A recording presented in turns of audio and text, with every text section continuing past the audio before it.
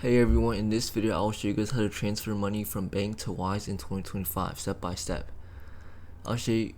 First, log in to wise.com or open the Wise app. Then log in using your email and password. If you don't have an account yet, sign up. It only takes a few minutes. Once you're in, click send money. Enter the amount you want to send.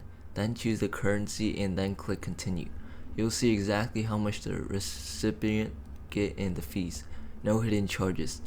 Now add a recipient. If you're sending money to yourself, you can use your own bank details.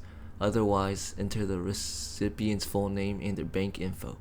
Wise support transfers to hundreds of countries. Next, choose your payment method. For this video, we're picking bank transfer. Wise will show you their local bank account details. These are the details you'll use to send the money from your bank. Now open your banking app or log into your bank online. Create a new transfer using the Wise account details you just got. Make sure to include the reference code Wise gave you. It's super important for matching your payment. After the transfer is complete, go back to Wise and click I've sent the money. That's it. Wise will notify you as soon as your money is received and transferred, usually within a few hours. And if this video helped, make sure you subscribe and like.